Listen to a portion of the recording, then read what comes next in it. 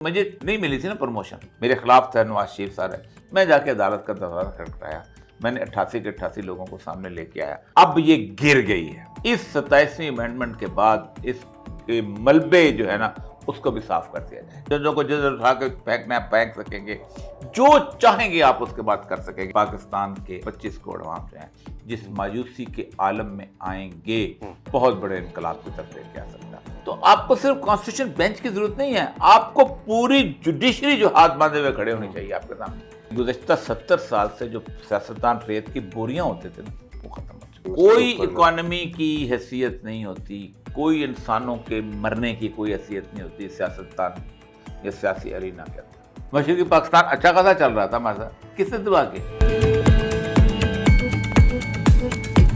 السلام علیکم ناظرین، آپ دیکھ رہے ہیں پروگرام حرف راز. میں ہوں عمر بشیر اور ہمیشہ کی طرح ہمارے ساتھ ہوں گے اولیاء مقبول جان.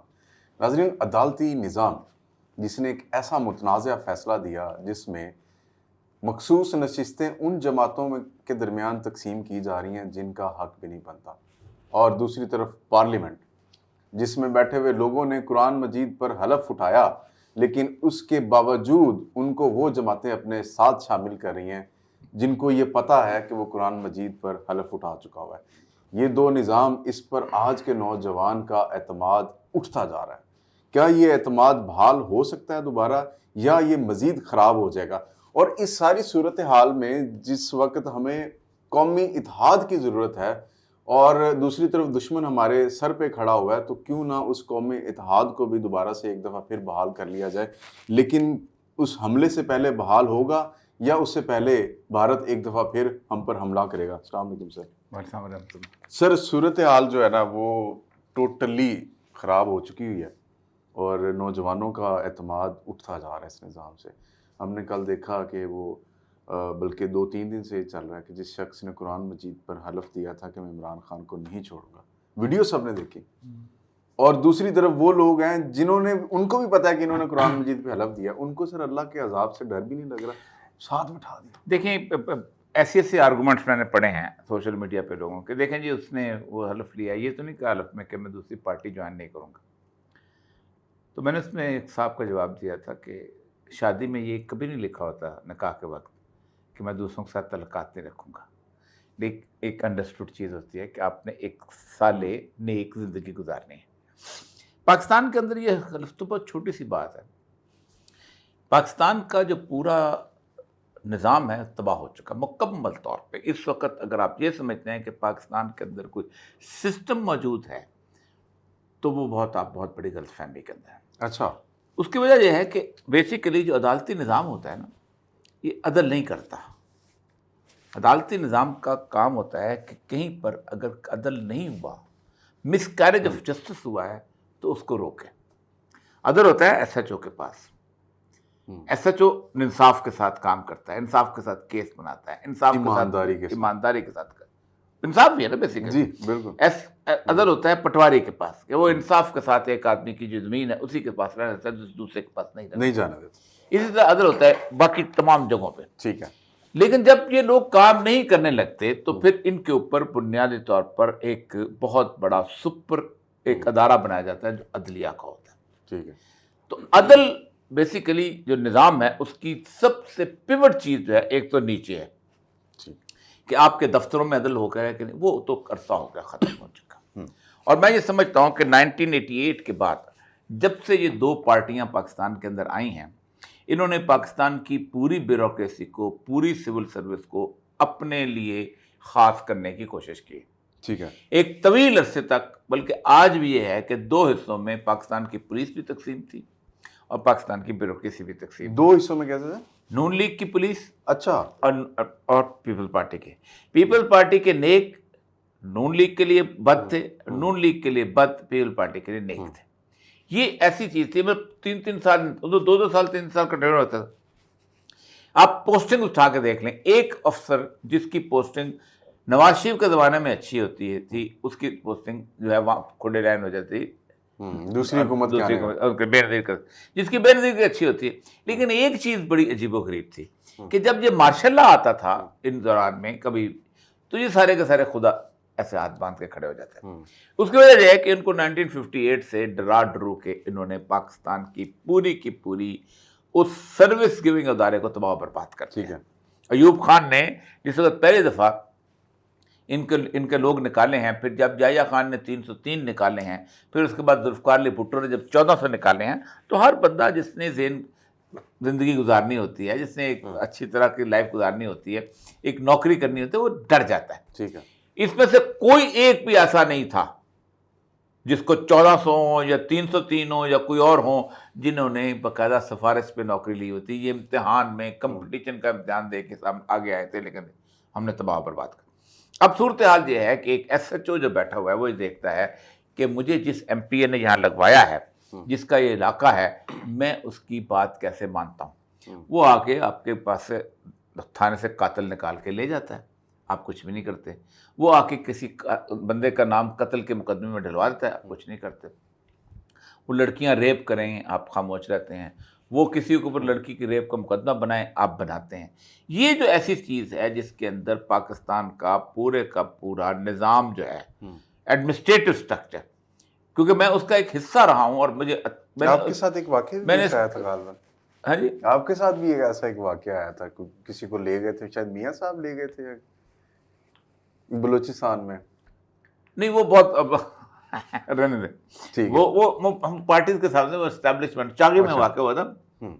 किसी वक्त फिर सुना ले नहीं गए थे, मैंने एक साहब के ऊपर मुकदमा दर्ज किया था कत्ल का।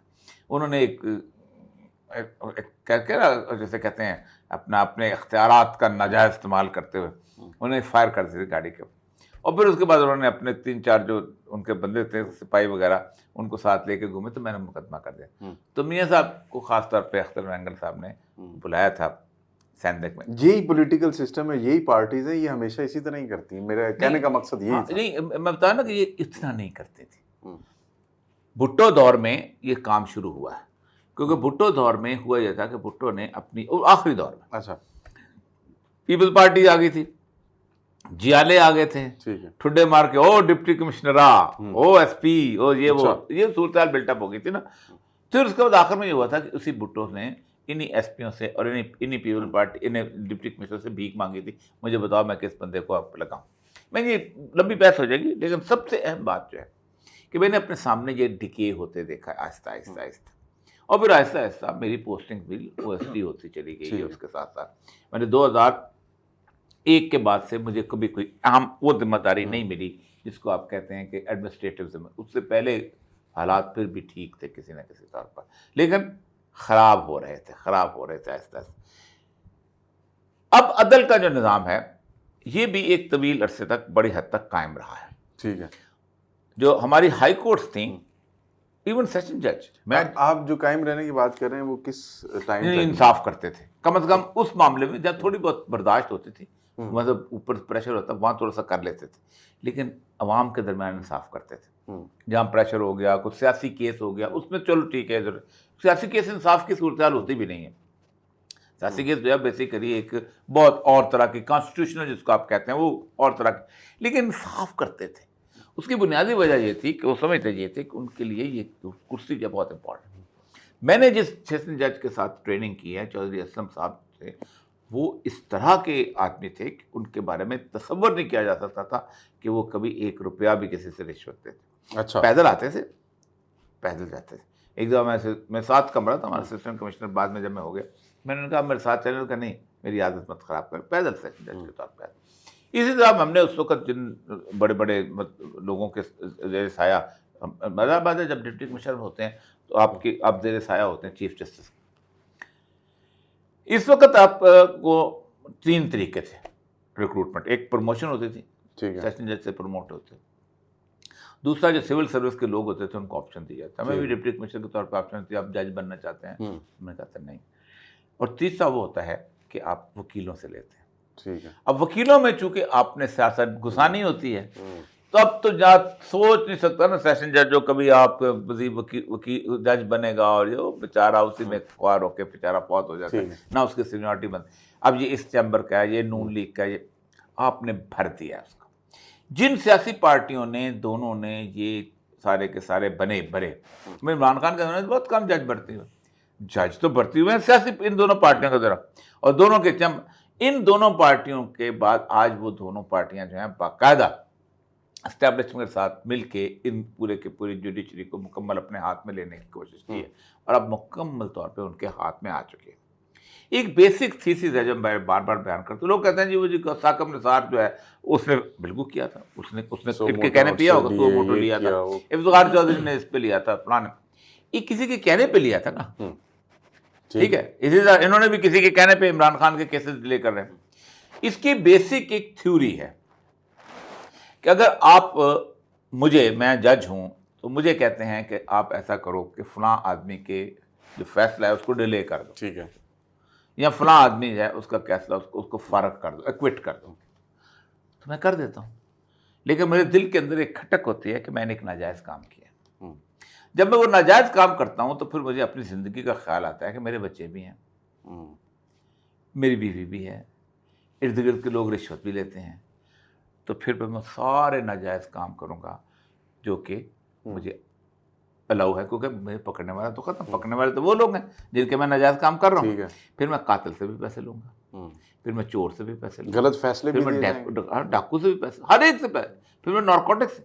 इसीलिए मंडियाँ लगनी शुरू हुई हैं उसके बाद, क्योंकि आपने जब किसी एक जज को मजबूर करते हैं कि वो फैसले करे मेरे लिए, मेरे सियासी मुखालफिन के खिलाफ या मेरे सियासी हमायतियों के हक में, तो फिर वो कहता है कि तुम्हारी ऐसी की तैसी। मैं आपकी मिसाल एक छोटी सी आपको देता हूँ, इसके साथ उसको भी ऐड करने। सवाल ये है कि पहले ये होता था कि सीनियरिटी बेसिस पे जजेस प्रमोट होते थे और उनको अदालतों के चीफ जस्टिस लगाया जाता था। कल कमीशन हुआ, जुडिशल कमीशन, उसमें 4 चीफ जस्टिस लगाए गए। सरफराज डोगर साहब को इस्लामाबाद हाई कोर्ट का चीफ जस्टिस लगा दिया गया, ठीक है।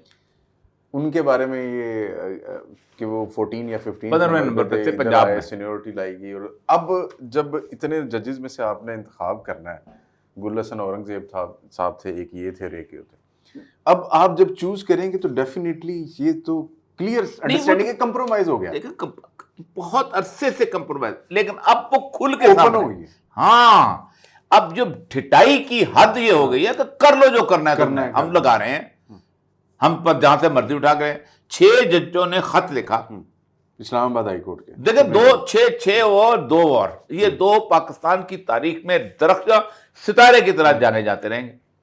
एक 6 जज वो जो थे, जिनमें बाबर सत्तार साहब थे और समन थी और और 2 वो जो कल से दस्तखत नहीं कर रहे जी, उसके ऊपर मंसूर अली शाह और नहीं जो है अपना अब्बासी साहब, नहीं, ये जो फैसला आया है, ये फैसला आया है 13, अच्छा ठीक है, आई गॉट, उसमें आयशा मलिक जी, और उसके साथ वो दूसरे जो हैं अब्बासी साहब, वो दस्तखत नहीं कर रहे। ठीक है, मुझे पहले जब आपने अब्बासी में पकड़ हुआ, कमाल किया उन्होंने, नहीं करते अकील अब्बासी। अब आप सोचें कि बुनियादी तौर पर वो अब ये वो लोग हैं जिनका नाम हम अपने बच्चों को भी याद कराना चाहिए कि जब पूरी माशरे के अंदर सब लोग घुटने टेक गए थे, बैठ गए थे, जब उनको अखलाकियात सारा कुछ याद नहीं आती, तो ये लोग, लेकिन अब जब अदल करते कि मुझे नहीं मिली थी ना प्रमोशन, ठीक है, 2 दफ़ा नहीं मिली, मेरे खिलाफ था नवाज शरीफ साहब, मैं जाके अदालत का दरवाज़ा खटखटाया, मैंने 88 के 88 लोगों को सामने लेके आया, मैंने केस किया, मुझे मिल गई। अब ये होप ख़त्म हो गया। अगर आज मैं खिलाफ हूँ किसी गवर्नमेंट के और गवर्नमेंट मुलाजम हूँ और मैं अपनी प्रमोशन लेने जाता हूँ, तो उसको कहेंगे इसका केस उठा के नाले में फेंको, उसका होता कौन है ये। तो ये इस वक्त पाकिस्तान में जो कलैप्स आया है, इस कलैप्स ने पाकिस्तान का पूरा सिस्टम तबाह कर दिया। अब इसमें मैं तो होपफुल हूँ, उसकी एक वजह होपफुल इसलिए हूँ कि आपकी बिल्डिंग जो है ना, उसमें छत हो ना, उसमें पानी वानी टपकता हो, तो आप थोड़ा सा चेपियाँ वेपियाँ लगा देते हैं, उसको ठीक कर लेते हैं, रात गुजार लेते हैं। लेकिन जब छत गिर जाए ना, फिर कहते हैं अब हमने छत बनानी है, नहीं बनानी है, नहीं। इकबाल का एक बहुत मशहूर वाक़या इसके ऊपर, इकबाल ने कहा अपने दोस्तों से कि मेरे एक दोस्त हैं, मेरे एक साहब हैं जो जानने वाले, वो मेरे सवाल का जवाब लेके आए हैं दाता साहब की मस्जिद में, वो हैं, तो कल जाएंगे मिलने के लिए। और इकबाल सुबह सवेरे उठ के भूल गए, अपना हुक्का शुक्का लगाया हुआ, तो 3 दिन डेली लोग जाते रहे, लेकिन नहीं गए। एक दिन वो साहब आए, कोई एक, उन्होंने कहा तुम्हारा साहब तो नहीं, अली बख्श का साहब तो नहीं आया था, ये तो उसको सवाल का जवाब। और उसने कहा, लिखा था मौलाना रूम का शेर, हर बिनाए कोना का बादा कुनत اولا بنیاد راویراں کنت. اگر تم چاہتے ہو کہ اس عمارت کو صحیح طور پہ تعمیر کرنا تو اس کو بنیاد سے گرا دو. اب یہ گر گئی ہے کسی جگہ پہ. ابھی جو 87ویں امینڈمنٹ جس پہ ہم نے گفتگو بھی شاید اس دن کی ہے, یہ جو آنے والی ہے جس کے لیے 50 سال سے ایکسرسائز ہو رہی ہے, اس 27ویں امینڈمنٹ کے بعد اس کے ملبے جو ہے نا اس کو بھی صاف کر دیا جائے مکمل طور پہ. سول سروس کے اندر جس کو لانا ہے آپ لا سکیں گے, باقی ججوں کو جج اٹھا کے پھینکنا ہے پھینک سکیں گے, جو چاہیں گے آپ اس کے بعد کر سکیں گے. NFC ایوارڈ کمائے کوئی کھائے کوئی, کھائے کوئی کمائے کوئی, یہ والی صورتحال بھی ہو جائے گی. جہاں صوبے بنانا چاہیں بنا لیں گے, جو آپ کے عالی دماغ میں بات آئے گی آپ کریں گے. اس 27ویں ترمیم کے بعد میں سمجھتا ہوں کہ پاکستان کے عوام 25 کروڑ عوام جو ہیں جس مایوسی کے عالم میں آئیں گے, وہ مایوسی کا عالم ایک بہت بڑے انقلاب کی طرف لے کے آ سکتا ہے. سر یہ جو 27th امینڈمنٹ کی ہم بات کر رہے ہیں, اس میں ایک اور چیز بھی سامنے آ رہی ہے, وہ یہ ہے کہ پہلے کانسٹیٹیوشنل بینچ ہے, اب وہ کانسٹیٹیوشنل کورٹ بنائے ہیں. وہی سپریم کورٹ آپ کی الگ سے کام کرے گی اور کانسٹیٹیوشنل کورٹ الگ سے کام کرے گی.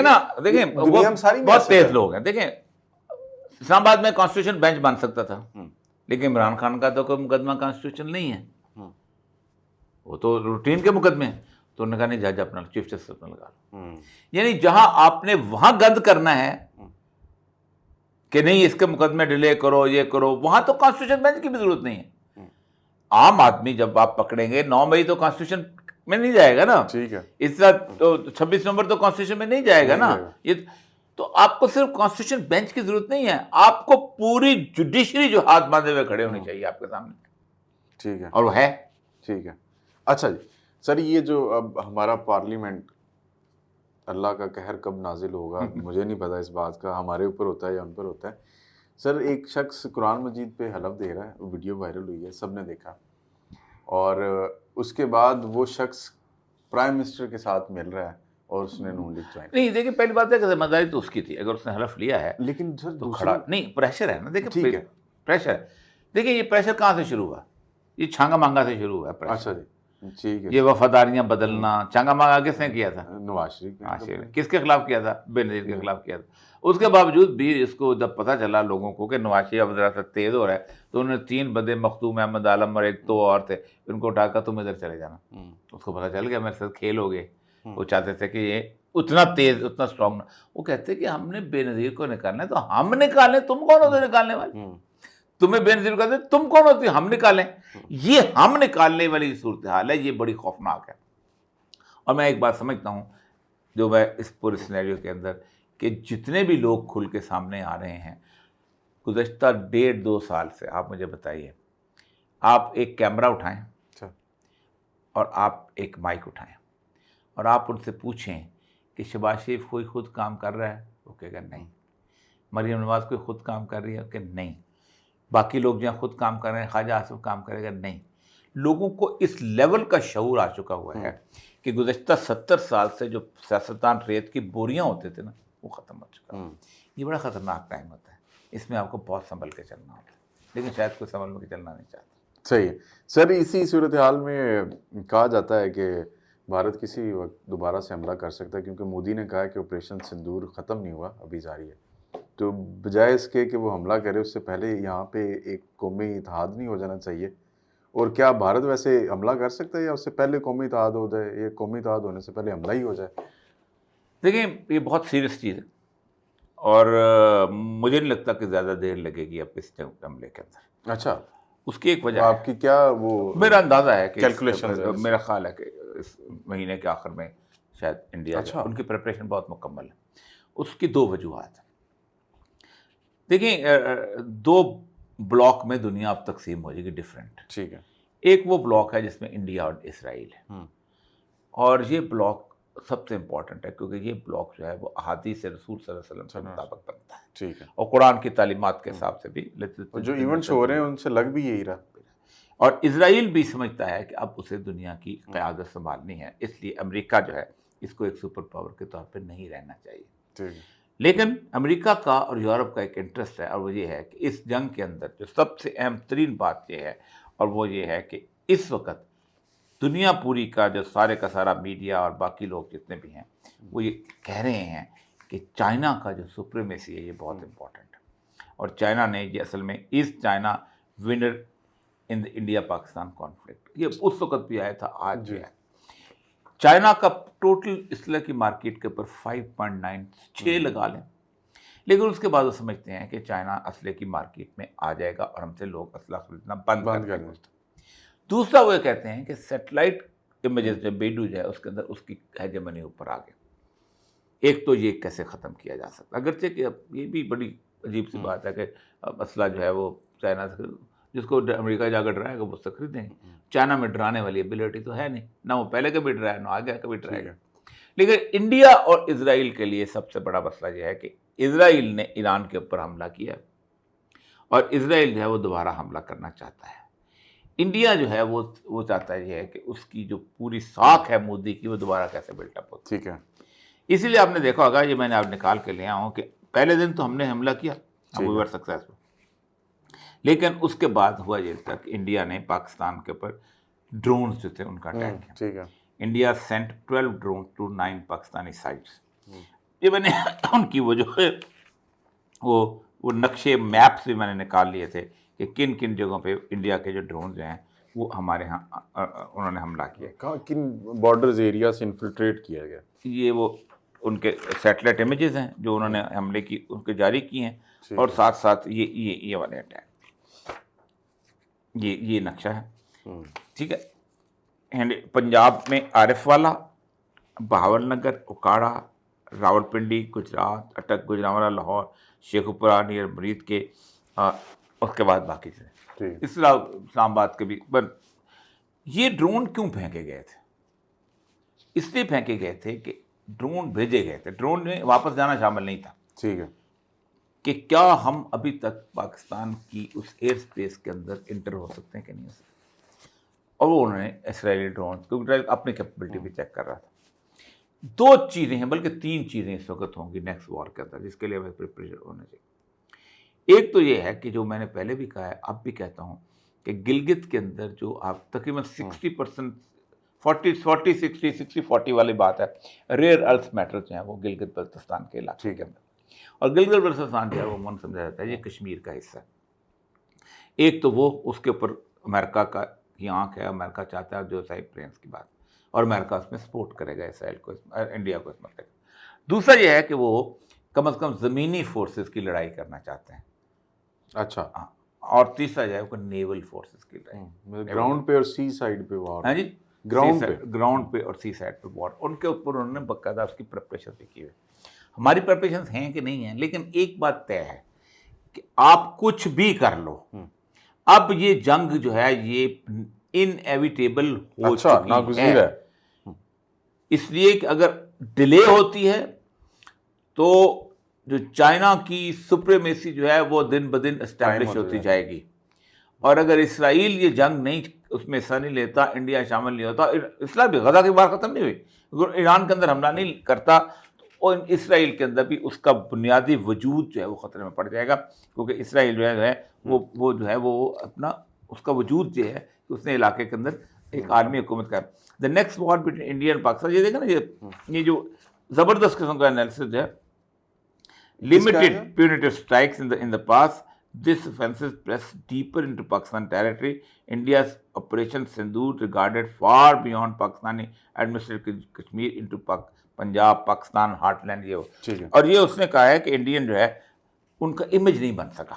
Who gave this analysis? یہ عاقل شاہ کا ہے، بڑا مشہور ان کی فورن افیئرس کے اندر۔ اسی طرح uneasy India Pakistan ceasefire holds but in return to war inevitable۔ اب یہ بھی جو ہے یہ basically this could be the one of the bloodiest wars، یہ بہت خوفناک وار ہے، میں شامل ہم ہو جائیں گے، انٹر ہو جائیں گے، اور اس وار کے اندر ہمیں اپنے آپ کو سنبھالنا پڑے گا۔ صحیح، ہم سمجھتے کیا ہیں، دو طریقے ہیں۔ ہماری اسٹیبلشمنٹ سمجھتی ہے کہ جب جنگ ہوگی تو لوگ خود بخود اکٹھے ہو جائیں گے۔ اچھا، جب عقل مند یہ ہوتا ہے کہ جنگ ہونے والی ہے، ہم اکٹھے ہو جائیں، جو نہیں ہوگا ہم اس کہیں گے او غدار غدار۔ اس کو اندازہ نہیں ہے کہ جب جنگ ہو رہی ہوتی ہے تو اس سے پہلے آپ کو پریپیئر کرنا ہوتا ہے، پہلے اپنے سارے سیکشن اور کمیونٹیز کو ساتھ لے کے چلنا ہوتا ہے. اس وقت تو ہر بندہ اپنی جان بچانے کے لیے ہوگا, اور جان بچانے کے لیے آپ کے لیے اکٹھا نہیں ہوگا, وہ جان بچانے کے لیے اکٹھا ہوگا. اور جان بچانے کے لیے جتنا بھی اکٹھا ہوتا ہے وہ صرف اوپر کی آن سلاٹ ہوتی ہے, وہ بھی ان کے تعلقات بنے ہوتے ہیں. ریڑھی والے کو آپ مجھے بتائیے, آپ بنا تو لیں گے یوٹیوب میں یہ وہ, ریڑھی والے کو آج خدا نہ خواستہ پاکستان کی فورسز میں امرتسر میں داخل ہو جاتی ہیں, ٹھیک ہے, تو ریڑھی والے نریندر مودی کی بجائے آپ کی تصویر لگا لے گا. سر یہ اتنی بڑی وار انڈیا بھی افورڈ کر سکتا ہے؟ آپ کو لگتا ہے کہ یہ وہ کہے کہ جی اتنی اچھا بہتر اکانومی جا رہی ہے, ان کی چیزیں چل رہی ہیں, تو اچانک وہ کہ وار. ایک چیز جو نظر آتی ہے وہ یہ ہے کہ نومبر میں شاید الیکشن ہے بہار کا, نریندر مودی چاہتے ہیں کہ کوئی اکانومی کی حیثیت نہیں ہوتی, کوئی انسانوں کے مرنے کی کوئی حیثیت نہیں ہوتی سیاستدان یا سیاسی ارینا کے اندر, کوئی حیثیت نہیں. آپ کیا سمجھتے ہیں ہماری اکانومی اب اچھی چل رہی تھی تو ہم نے کس نے تباہ کیا؟ میں نے تباہ کیا, آپ نے تباہ کیا. جب 60s کے اندر, جب 70 میں جو بک تھی, جو میں آج بھی دیکھتا ہوں کہ اس کی زبردست قسم کی کتاب تھی, جو اپنا ELBM جو اس میں پڑھتے تھے انگلینڈ کے اندر, وہ جو اپنا ڈیولپمنٹ اکنامکس تھی, 100 صفحے کی تصویر کتاب تھی, کچھ 70 صفحے پاکستان کے اوپر. انڈسٹریل ریولوشن, ایگریکلچر, کس نے تباہ کیا؟ مشرقی پاکستان اچھا خاصا چل رہا تھا ہمارے ساتھ, کس نے تباہ کیا؟ بلکہ تو کچھ لوگ جو ہیں ان کی پاور کا معاملہ یہی ہے کہ وہ چاہتے ہیں. اب اس پاکستان تو کل بھی ہم نے پروگرام میں کہا, ایوب خان نے جسم منیر کو بھیجا, یار بات کرو یار, لیدا ہو جائے ایسے اسی کو آپ تو ہمارے اندر اب بھی ہمارے اندر اس کی ایک وجہ, جو میں آج بھی کہتا ہوں کل بھی کہتا ہوں, پاکستان اور انڈیا کے اندر ایک بنیادی فرق ہے. وہ کیا؟ پاکستان کی 90% کی عادت کیا مال و متاع پاکستان سے باہر ہے, اور انڈیا کا, انڈیا میں نہرو سے لے کے مودی تک ایک مرلہ بھی کسی کا انڈیا میں. صحیح ہے. یہ فرق ایسا ہے, اس فرق کو اگر آپ نے ختم نہ کیا تو کوئی کسی کی جائیداد کے لیے یہاں نہیں لڑے گا, کوئی کسی کی ذاتی تحفظ کے لیے نہیں لڑے گا. سمپل سی بات ہے, ہر بندہ اپنی جائیداد بچائے گا. اگر آپ کے سارے ایون فیلڈ میں اور سارے مال میں پڑے ہوئے ہیں اور آپ قربانی دوسروں سے مانگتے ہیں, تو کون دے گا قربانی آپ سے؟ سر بہت شکریہ آپ کے وقت کا. آپ یہاں پہ ہاسپٹلس کے اور اداروں کے نام بدل دیں یا بدلنے کی کوشش کریں, لیکن آپ یہاں پہ علاج نہیں کروا سکتے. علاج کروانے کے لیے آپ کو امریکہ, یورپ اور برطانیہ جانا پڑتا ہے. تو اسی بات کو سوچتے ہوئے اجازت دیجیے, اگلی ایپیسوڈ میں پھر ملاقات ہوگی. اللہ حافظ.